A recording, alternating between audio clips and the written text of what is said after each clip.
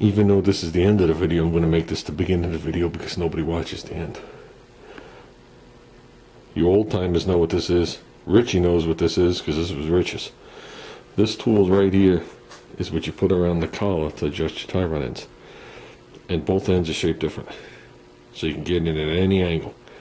And this thing works utterly mint. It's pieces of metal, like riveted together. It's 4 pieces of stock riveted together with 7 rivets. So, and those pieces are sheared. So, like I said, he used this for 1 billion years. I used it to take it apart. I've used it at work, but we don't really have too many of these front ends left. It has to really be an old truck for that one.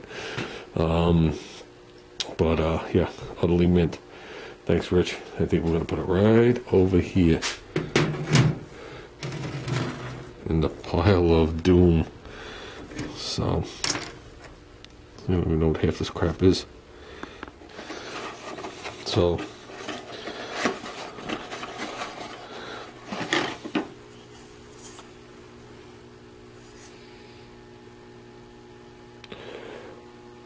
doesn't say Motorcraft on it anywhere I could see, just on the box.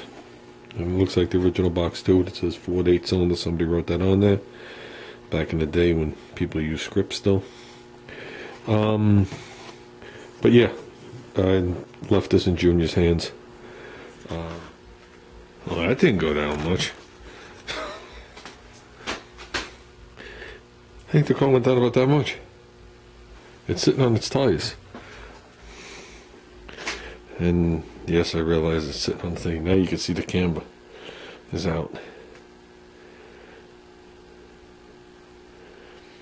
I guess I expected this thing to just keep going down. I mean, I know the hood, the radiator, coolant, the bumper, the 5-pound fenders. I know it's all going to add to it, but not that much.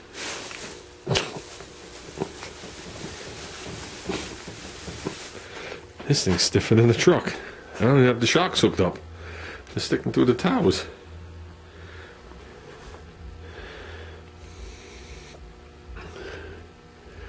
Well, I guess we'll let it sit and see what happens. I should take a measurement now because I've jounced and rebounded it a bunch of times. We should take a measurement. I don't know if it's going to be equal.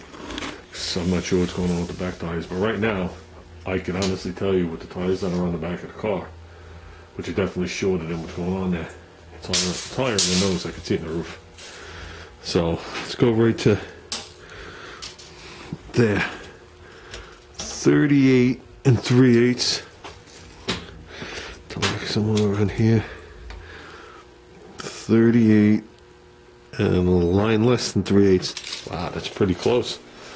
That's a 16th difference. My fat ass will bring that down to 16th. But yeah, I don't want to put it on. I don't want to keep jacking it up on the cross member and destroying it.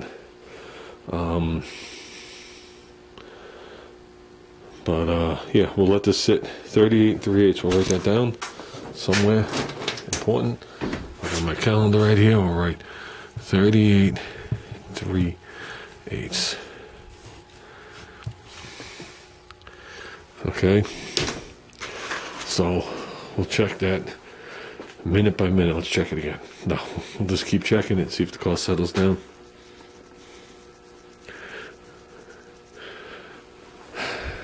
Okay, what are we doing tonight? Like I said, brake lines are on order. Okay, I ordered 25 feet of 3/16 night cop, which is the nickel copper brake line. I ordered 2 kits. Each kit had 14 pieces. 3/16, and then I guess they're 3/8 ends to go into like the wheel cylinders, line lock, and all the stuff like that. Each kit, well, 2 kits combined, comes with 20 of those ends. Okay, and then there's 4 of each other size end, because if you ever look at a master cylinder, you got the big nut on there. You can't understand why. One takes like a 5/8, one takes like a 1/2 inch. But yeah, it's still the same size line, and you can never get those ends. Well, I ordered 2 kits, and the combined 2 kits gives me 20 regular double flare nuts, and it gives me 4 of each in different sizes. Much better. We still got to exit these fenders. They're going to the storage unit. Pile's gone, minus the power steering pump and a pair of safety glasses. So I'm going to re-clean that, put that on. Not meaning the pump, meaning that aluminum bracket just wiped down. They put some satin clear on it. I got rid of all the stuff that I didn't need. I threw it all out, swept. Got my hands and knees again. I gotta buy a freaking broom. People do call me cheap. This is what I sweep with. Think my neighbors think there's something wrong with me while I'm out in the driveway using it. This is good. Now we can open up the door. There's still a little bit behind the car. There's still some on the side here, but I'll angle it as I'm working. I laid these tires here for now, but we're gonna ditch them. So that'll be fine. I'll just swing the nose over this way. That'll give me room to get around the front corner and work up under the dash all at the same time. And we bought a, let me turn up the radio. We bought a 10-foot by 10-foot welding blanket. And basically this garage is 10 feet wide. It's 12 feet tall.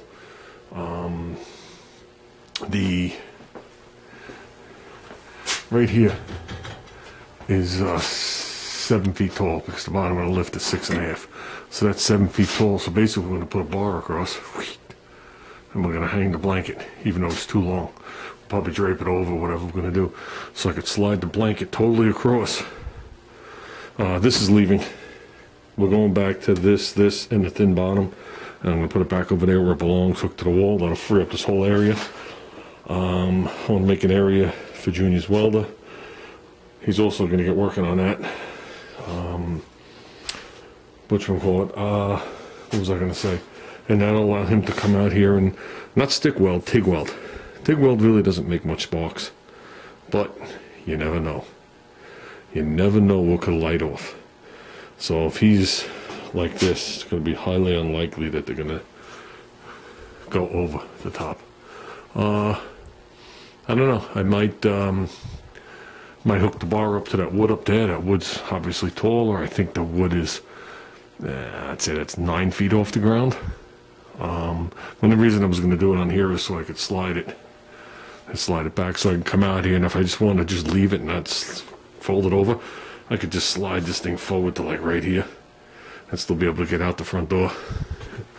But we'll see. We'll see how we're going to do it. Either or. Wasn't that much money. It's cheaper than our house. I took the plastic off the wall over there too.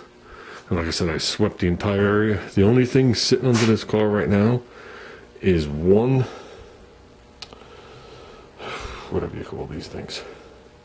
Well, there should be more. There should be 2. There might be another one floating around. Yeah, there's got to be 2 under there. Well, there's definitely one under there with the drive shaft because I just had it out here. I pulled apart all the pieces on the other drive shaft. I have the yoke for the 8.8 off. I took that combination joint out of the drive shaft, so I have the whole thing to take both measurements off of. Well, the one side I really need. I separated the universal out of the 727 piece because that came with a piece of a drive shaft too, so I have that. And now I just got to take the measurements from the Chevy drive shaft and get 2 combination joints, and then we can see if it fits, see if I got to send it out. But yeah, doesn't look like I did much. This is good. Good, now I can move around. This is gonna be nice. So you think the car went down any? I guess I'm just hoping. Let's give it a push. Okay.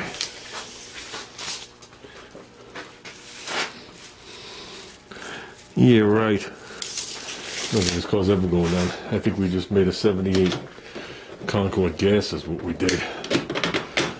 I guess we're gonna have to see as time goes on. it doesn't seem like those springs are too sensitive to weight. So, I guess we'll see. I haven't measured the rockers, but going by the roof, I know the roof slopes down in the back. I think the front is definitely higher. I can do a quick measurement right here. Then again, I don't know if the doors are the same height. Oh boy. I don't know if I'm videotaping, guys. Because what happens when you work all day, you tell you. From here, we are looking at about 42 inches. Before it goes back up here, we are looking at, oh, we don't want to go against the car, 41 and a half. Told you, the nose is higher. So, I'll be truthful with you. I know the nose is going to settle, but if the nose stays up, Junior will be more happy than anything. Don't think he didn't want to make this into a gasser, and I outright refused. A, they drive like a bag of shit. B, it'll make the car unusable and unpleasant, and then I'll be nervous every time he's out with the car because it takes a special type of skill to handle those cars, trust me. And C, no. The answer is no. They didn't have gases in 78, and they didn't have Concord gases. So we'll see. I know the back tires are inches taller, like 3 inches taller. So if that's the case, the ass of the car will go right up an inch and a half. And we'll see how it works out. Like I said, I think that belt line is level. I'm not 100% sure. Never measured it before. So, okay guys. This turned into a gabbing, nothing video, but just letting you guys know there is more coming up. We're doing all the brake lines and the fuel lines down the driver's side. It was originally down the passenger side because the fuel pump was originally on the passenger side, and they put that distribution block and all the horse shit over there. Yes, I know that to be legal to race over X amount of speed, you can't have the front brake or any brake line in the firewall. It has to run away from the flywheel, so it would run down the cross member. I'm not doing that. I'm running it on the firewall. It's not a race car. I think to run that line here down around underneath the cross member, back around the whole entire tunnel out the side of the car, then forward again, would be, for our instance, utterly ridiculous. So when I could just come out of the master, go to the line lock, T at the bottom, go out the side of the car here, and then the other side of the T, just bring it back and nice. So I gotta look at the old pictures, see where they ran the brake line, see if I could do something nice. So, okay. That's it, guys. I'm out of here. Thanks for hanging along for the long ride. And a long ride this is.